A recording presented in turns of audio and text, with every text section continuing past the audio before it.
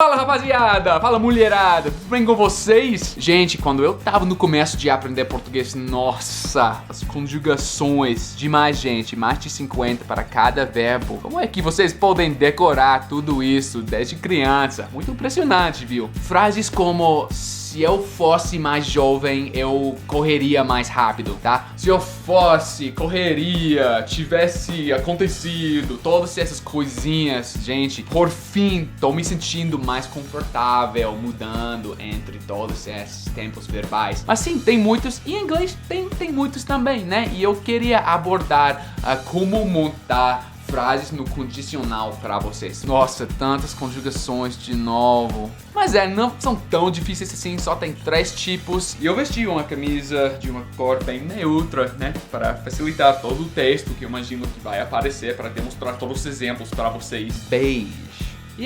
Vamos falar sobre essas frases, tá bom? Demorou!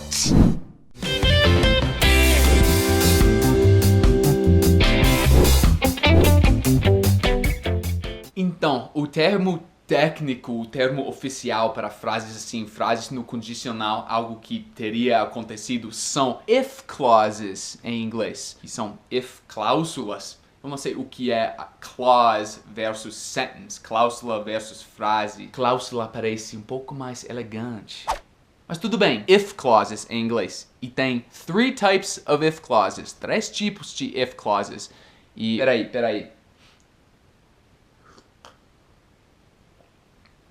Cafezinho, vai facilitar aqui. Ok, não é tão difícil, mas vamos acertar do começo, tá bom? Primeiro, a gente tem uma condição provável e o resultado provável. If I study, I will pass the exam. If I study, I will pass the exam. Segundo, temos uma condição hipotética e também o resultado provável. If I studied, I would pass the exam. If I studied, I would pass the exam. E terceiro, temos uma condição que agora é impossível. Era possível, pois é tarde demais para cumprir. If I had studied, I would have passed the exam. If I had studied, I would have passed the exam. Então, lembrem-se, em ordem, temos uma condição provável, uma condição hipotética e uma condição impossível. Falando do primeiro if clause, coisas prováveis, né?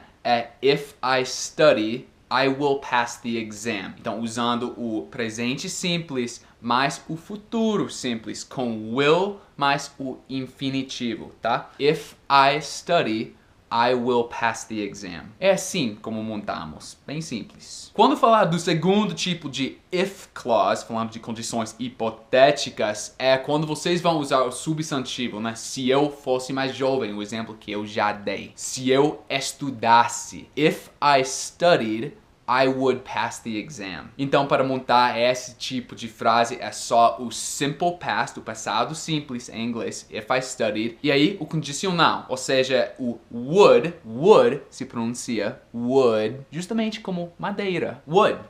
Voltando. Would mais o infinitivo, tá?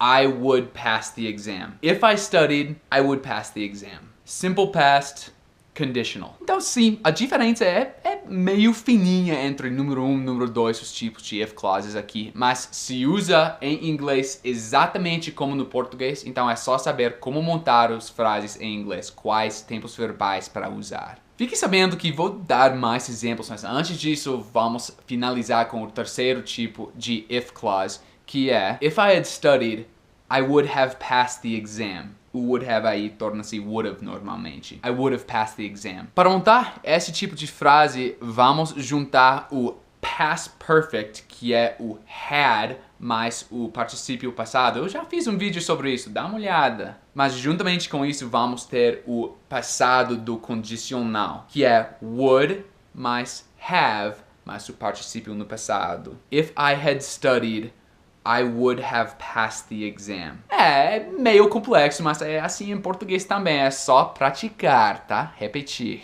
Beleza, vamos dar mais exemplos utilizando esses 3 if clauses. Primeiro, if it rains, we will get wet. Fazer a contração de we will para formar wool. É como lã, né? Lã, wool. É como se fala em inglês do dia a dia, inglês informal aqui nos Estados Unidos. If it rains, we'll get wet. If it rains, will get wet. E a propósito, eu tenho um vídeo sobre por que é que a gente vai usar o it. Foi o meu primeiro vídeo a respeito da gramática do inglês, então dá uma olhada. Também olhada aqui, olhada. E esse vídeo se trata de quando nós vamos usar o to get em vez de outros verbos. Vamos substituir um verbo para to get em um vídeo antigo meu também. Beleza, mais uma vez if it rains, we'll get wet. Então esse foi o número 1, né? Se chover. Mas para falar se chovesse, eu vou falar if it rained, we would get wet. E mais uma vez, essa diferença é o mesmo do que no português, né? É uma situação hipotética, não é que se importa agora, atualmente, que vai chover, mas só tô pensando hipoteticamente.